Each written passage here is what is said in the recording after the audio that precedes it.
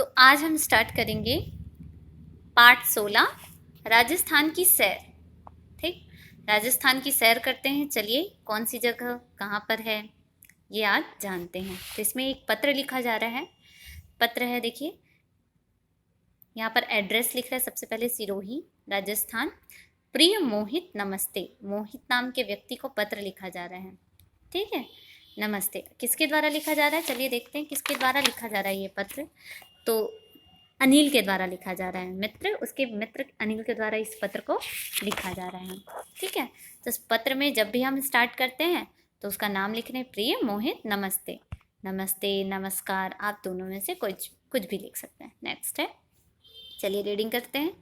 तुम्हारा पत्र मिला, मुझे यह जानकर बड़ी प्रसन्नता हुई कि तुम राजस्थान घूमने की योजना बना रहे हो। इसी संदर्भ में राजस्थान के बारे में मैं तुम्हें जानकारी देना चाहता हूँ। तो जो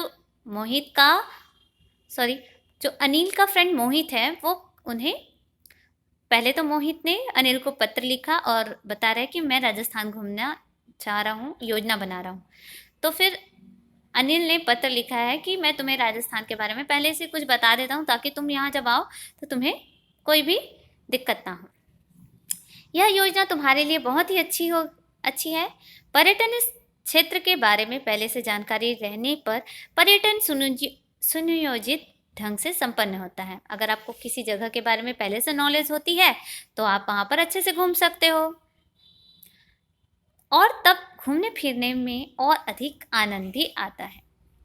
वैसे तो सिरोही मेरी जन्मभूमि है, लेकिन पिछले वर्ष मैंने अपने परिवार के साथ राजस्थान के कई पर्यटन स्थलों को देखा है।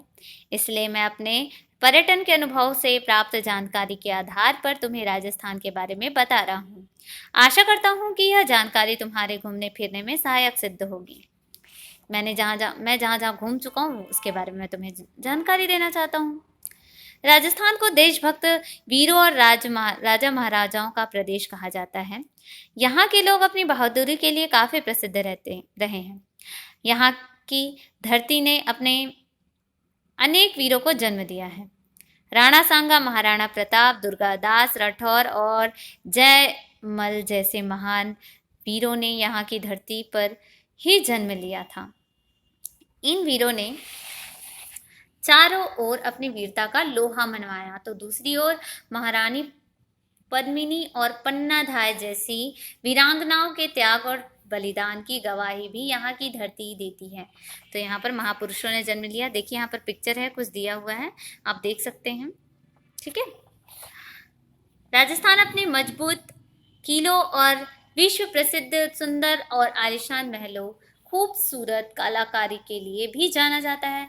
अजमेर, आमेर, चित्तौड़गढ़ और भरतपुर आदि के किले तथा जयपुर का हवा महल, उदयपुर का जल महल देखने के लिए देश विदेश के पर्यटकों का तांता लगा रहता है। मैं तुम्हें पर्यटन की जानकारी सबसे पहले अपने ही जिले सिरोही से देना शुरू करता हूँ। माउंट आबू सिरोही जिले के अरावली पर्वत श्रृंखला के दक्षिण पश्चिम में स्थित राजस्थान का एकमात्र हिल स्टेशन है। अब बताइए, राजस्थान में भी हिल स्टेशन है। ऐसा नहीं है कि राजस्थान में गर्मी पड़ रही है, रेत का टीला है तो हिल स्टेशन है। देखिए यहाँ पर हिल स्टेशन है माउंट आबू। यह स्थान पर्यटकों के लिए कश्मीर से कम नहीं है। हरियाली के मध्य यहाँ विचरण करते हैं। यहाँ पर देखिए, हरियाली के मध्य यहाँ पहाड़ों की खूबसूरती मनमोह लेती है। कहा जाता है कि इस स्थान पर 33 करोड़ देवी देवता विचरण करते हैं। इसे देखने के लिए पर्यटक देश विदेश से आते हैं। राजस्थान की राजधानी जयपुर को पिंक सिटी के नाम से भी जाना जाता है, गुलाबी नगर। ठीक, जयपुर में हवा महल, आमेर का किला और जंतर मंतर मुख्य दर्शनीय स्थान है। अजमेर एक ऐतिहासिक नगर है। यहाँ सूफी संत मोइनुद्दीन चिश्ती की दरगाह है, जहाँ सभी धर्मों के लोग अपनी मुराद लेकर मन्नतें मांगने आते हैं। अजमेर के पास ही हिंदुओं का एक प्रसिद्ध तीर्थ स्थान है पुष्कर। यह विश्व का एकमात्र ऐसा स्थान है जहाँ पर ब्रह्मा जी का मंदिर है। उदयपुर, जैसलमेर, बाड़मेर और भरतपुर आदि अन्य राजस्थान के मुख्य नगर हैं। उदयपुर के निकट ही हल्दी घाटी का प्रसिद्ध मैदान है, जहां महाराणा प्रताप और अकबर की सेनाओं के बीच युद्ध हुआ था। उदयपुर में कई सुंदर झीलें हैं। झीलों के बीच में बना महल जल महल के नाम से जाना जाता है। इसकी शोभा चांदनी रात में अद्वितीय हो जाती है, जो देखने में अविश्वसनीय प्रतीत होती है। जैसलमेर रेगिस्तान में बसा एक सुंदर नगर है। चित्तौड़ में राणा कुंभा का बनवाया एक विशाल किला है, जिसे चित्तौड़गढ़ का किला कहते हैं। नाम तो सभी सुने हैं, चित्तौड़गढ़ का किला। यही राणा कुंभा का बनवाया विजय स्तंभ भी है।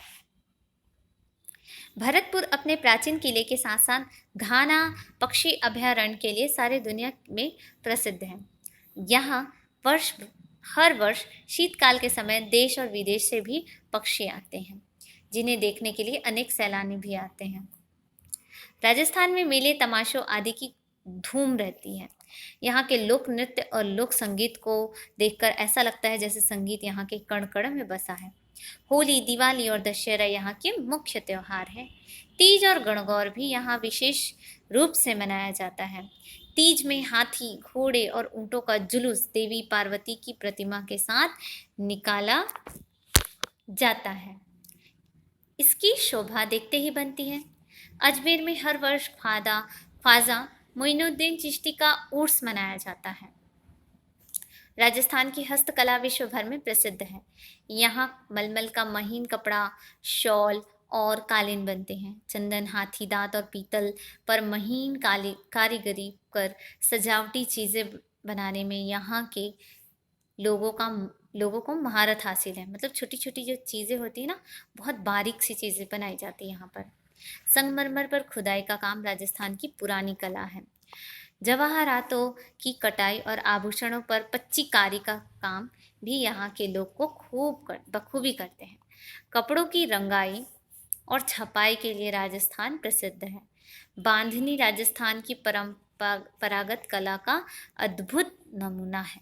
इसमें कपड़े को अलग अलग डोर से बांधकर रंगा जाता है। ठीक, जैसे आप देखेंगे एक कपड़े में अलग अलग धागा, अलग अलग ऐसे मोड़ मोड़ के धागा बांधते हैं और उसको अलग अलग कलर में डुबाते हैं। जैसे हम बांधनी कला का एक नमूना बोल सकते हैं। डोर खुलते ही सुंदर बूटियों के साथ लहरियों के नमूने बन जाते हैं। राजस्थान के पुरुष स्वस्थ एवं सुगठित हैं।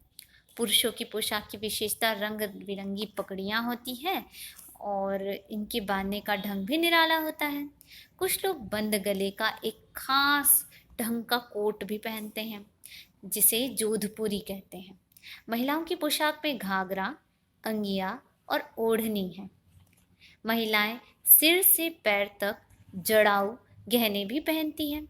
मांग के बीच में माथे पर लटकने वाला बोरला इसकी पोशाक की विशेषता है। बोरला मतलब एक प्रकार की बिंदिया जो इस तरीके से रहती है। ये आपकी मांग है, यहाँ पर गोल सा ऐसे रहता है। इसे हम क्या कहते हैं? बोरला। एक प्रकार का बिंदिया है, लेकिन ये क्या कहता है? बोरला घंटी टाइप का रहता है, ऐसे ऐसे घूमता रहता है, इधर उधर लुढ़कता रहता है। ठीक है, नेक्स्ट देखेंगे।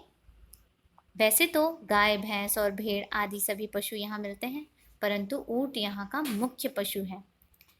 ऊंट को रेगिस्तान का जहाज भी कहते हैं, क्योंकि यहाँ पर रेगिस्तान में आने जाने के लिए हम ऊँटों का इस्तेमाल करते हैं। यह कई दिनों तक बिना खाए पिए रह सकता है। इसके पैर गद्दीदार होते हैं, जिससे ये रेतीली ज़मीन पर चलने में आसानी होती है, धंसता नहीं है। प्राचीन काल से ही ऊँट राजस्थान के लोगों के आने जाने का प्रमुख साधन रहा है। ऊँट हमारी सुरक्षा सेना का भी प्रमुख अंग है। राजस्थान से लगी हमारी अंतर्राष्ट्रीय सीमा की चौकसी करने और घुसपैठियों पर नज़र रखने में ऊँट विशेष रूप से सहायक है। इस तरह अपनी अनोखी लोक संस्कृति, लोक कला, शिल्प कला और ऐतिहासिक गौरवपूर्ण स्मृतियों को अपनी गोद में समेटे हुए राजस्थान हमारे देश का एक अनोखा प्रांत है। आशा करता हूँ कि तुम्हारे राजस्थान की यात्रा ज्ञानवर्धक और आनंददायक होगी। अपने माता पिता को मेरी ओर से चरण स्पर्श। तुम्हारा मित्र अनिल। तो अनिल ने अपने मित्र मोहित को ये सारी जानकारी दी ताकि जब वो राजस्थान की सैर पर आए तो उसे कोई भी दिक्कत ना हो। ठीक है, इसके साथ ही ये पाठ हमारा यहीं पर ख़त्म होता है। आगे के वीडियो में, नेक्स्ट वीडियो में हम इसके शब्दार्थ और अभ्यास प्रश्न करेंगे। Thank you friend, have a nice day.